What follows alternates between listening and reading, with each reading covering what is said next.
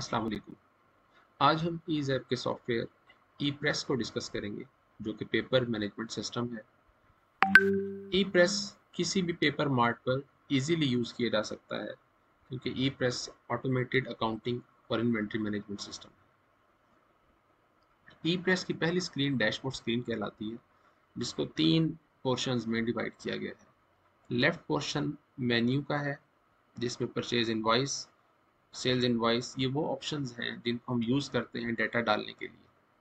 जैसे कि हमने स्टॉक परचेज किया तो उसको अब सॉफ्टवेयर में डालने के लिए हमारे पास परचेज इनवॉइस का ऑप्शन अवेलेबल है। इसी तरीके से कस्टमर को सेल करने के लिए हमारे पास सेल इनवॉइस का ऑप्शन अवेलेबल है। अगर सेल की हुई मसनूआत हमारे पास कस्टमर वापस लेकर आता है तो हम उसको सेल रिटर्न में डाल सकते हैं। नेक्स्ट हमारे पास कैश रिसीविंग का ऑप्शन है, जो हम यूज़ करते हैं कि कस्टमर हमें जब पेमेंट करते हैं अपनी, तो हम कैश रिसीविंग में जाकर उनसे कैश रिसीव करते हैं। कैश पेमेंट का ऑप्शन यूज़ किया जाता है अगर हमने कोई किसी पार्टी को, किसी सप्लायर को पेमेंट की है या हमने कोई अपने एक्सपेंसेस किए हैं, तो ऐसी ट्रांजैक्शन डालने के लिए सिस्टम में कैश पेमेंट का ऑप्शन अवेलेबल है।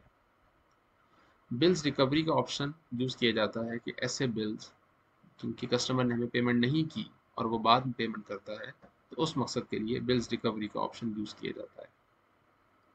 राइट पोर्शन हमारे पास रिपोर्ट्स का है, जिसमें पहली रिपोर्ट कैश बुक है, जो कि बताती है कि कैश हमारे पास कहाँ से आया और हमने कब किस पार्टी को कितना कैश पे किया।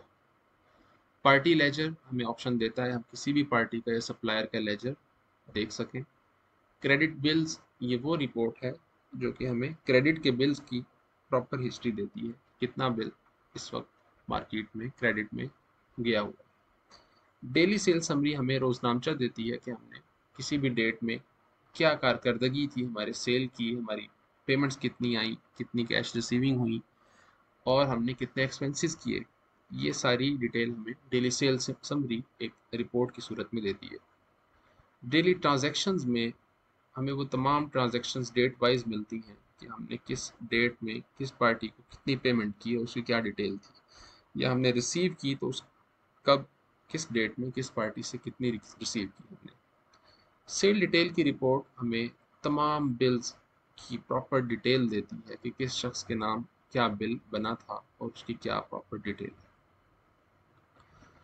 जैसे परचेज इनवॉइस में जाने के लिए हम परचेज इनवॉइस पर क्लिक करेंगे, डेट सिस्टम ऑटोमेटिकली पिक करता है और फिर हम अपना जो सप्लायर जिससे हमने स्टॉक लिया है वो सिलेक्ट करते हैं और फिर जो आर्टिकल, जो आइटम हमारे पास रिसीव किया गया, उसको हम सिस्टम में जितनी क्वांटिटी थी वो डालते हैं और किस रेट पर हम परचेज कर रहे हैं वो रेट देने के बाद एंटर कर देते हैं। इसी तरीके से जितने भी आइटम हमने परचेज किए वो सारे सिस्टम में इसी तरीके से डाले जाते हैं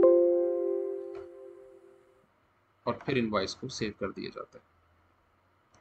इसी तरीके से सेल्स इनवॉइस का ऑप्शन हमारे पास अवेलेबल है। यहाँ हमने अगर काउंटर सेल करनी है तो हम 1 प्रेस करते हैं और एंटर करेंगे तो काउंटर सेल आ जाएगा और हमने जो आर्टिकल जितना सेल करना है वो हम क्वांटिटी यहाँ मेंशन करते हैं। सिस्टम ऑटोमेटिकली स्टॉक भी बताता है कि कितना स्टॉक इस वक्त हमारे पास अवेलेबल है और सेल रेट भी सिस्टम ऑटोमेटिकली पिक कर लेता है। एंटर करते हैं और जो भी आइटम्स कस्टमर लेना चाहता है जितनी तादाद में हम डालते हैं और इस तरीके से हमारा बिल रेडी हो जाता है, जो कि टोटल हमारे पास नीचे शो करता है।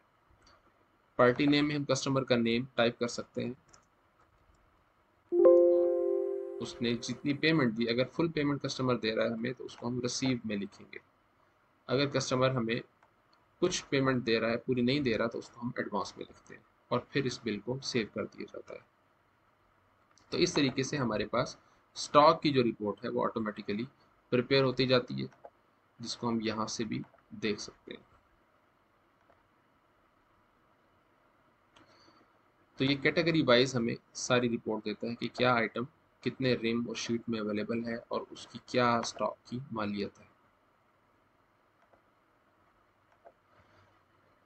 कैश रिसीव करने के लिए हमारे पास कैश रिसीविंग का ऑप्शन अवेलेबल है, जहां हम अपनी पार्टी सिलेक्ट करने के बाद जितनी भी हमें पेमेंट आई है वो हम यहाँ सिस्टम में इनपुट करते हैं और डिटेल देने के बाद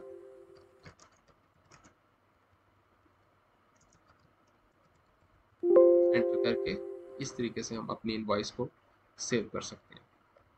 और कैश पेमेंट का ऑप्शन हमारे पास हर किस्म के एक्सपेंस या पेमेंट्स के लिए यूज़ होता है।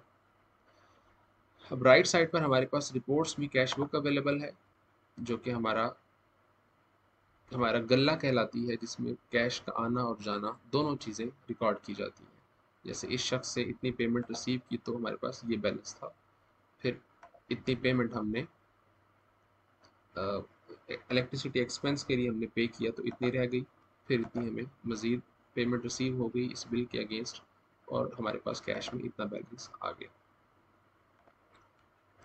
इसी तरीके से डेली सेल समरी हमें रोजनामचा देती है कि आज होने वाली कारकर्दगी क्या है, कितने बिल्स बने और उनकी क्या डिटेल है। जैसे कि एक बिल बना, इसकी ये मालियत थी और ये पूरी पेमेंट दे दी गई थी, और यही हमारी टोटल जितने भी बिल्स हैं उनको टोटल करने के बाद यहाँ हमारे पास फिगर आ जाता है कि आज नकद सेल इतनी हुई, इतने बिल बकायाजात वसूल हुए, दूसरी रकूम वसूल हुई तो वो यहाँ आ जाती हैं, और फिर जो एक्सपेंसेस हैं जैसे रिटर्न है वो प्लस माइनस करने के बाद हमारे पास कैश में इतना पैसा होना चाहिए।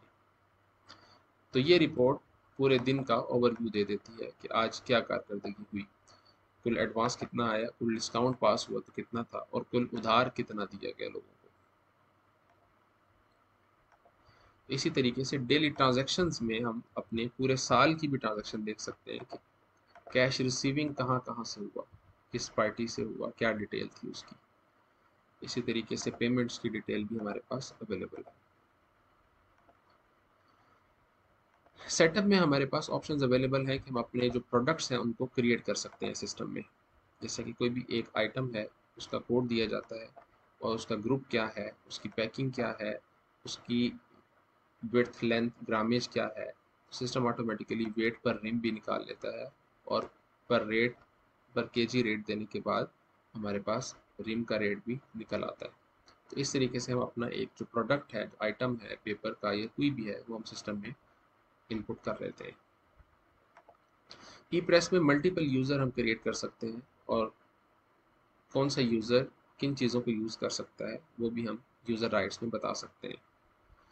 स्टॉक के मेन्यू में हमारे पास मज़ीद स्टॉक की परचेज तमाम रिपोर्ट्स अवेलेबल हैं अलॉन्ग विद स्टॉक रिपोर्ट्स, और आइटम लेजर बताता है कि हमारा कौन सा आर्टिकल कितना सेल हुआ या कितना परचेज हुआ और उसका बैलेंस क्या है। सेल मेन्यू में हमारे पास sale return, confidential sale return, जो कि हमारे पास ओपन सेल रिटर्न है, अगर कस्टमर बिल भूल जाता है लाना और सेल रिटर्न करवाने आ जाता है तो उसको हम कॉन्फिडेंशियल सेल रिटर्न में भी डाल सकते हैं। बॉटम पर हमारे पास तमाम रिपोर्ट्स अवेलेबल हैं, डेली सेल क्या है, रिमेनिंग बिल्स कौन से हैं, क्रेडिट बिल्स कौन से हैं, कैश की सेल डिटेल क्या है, और ये प्रॉपर हमारे पास एक अवेलेबल हिस्ट्री हर चीज़ की मिल जाएगी। डे बुक में हमारे पास डेली ट्रांजैक्शंस हैं, कैश बुक है और लेट रिपोर्ट है। लेट रिपोर्ट बताती है कि किसी भी कस्टमर के साथ आखिरी बार हमारा लेन देन क्या हुआ और कितने दिन हो गए हैं उसके बाद हमसे पार्टी इन टच नहीं है, ना सेल हुई है ना ही कोई रिकवरी हुई है। इसी तरीके से फाइनेंस में हमारे पास किसी भी पार्टी का लेजर देखने के लिए पार्टी लेजर का ऑप्शन अवेलेबल है, जहाँ से हम उस कस्टमर को सिलेक्ट करेंगे और उसका लेजर देख सकते हैं। ये बिल जनरेट हुआ अली रहमान का, ये अमाउंट थी उसकी, तो ये लेने वाली थी। फिर हमारे पास कैश रिसीविंग डल गई और बैंक के थ्रू हमारे पास पेमेंट आई और ये क्रेडिट हुई पार्टी, उसका बैलेंस इस वक्त 0 है। ई प्रेस ऑटोमेटिकली अपना बैकअप सिस्टम में जनरेट करता रहता है, और ईमेल अगर अवेलेबल हो तो वहाँ ऑटोमेटिकली ईमेल भी कर देता है। तो ई प्रेस सॉफ्टवेयर से आज के लिए इतना ही। Thank you so much for listening and watching. अल्लाह हाफ़िज़।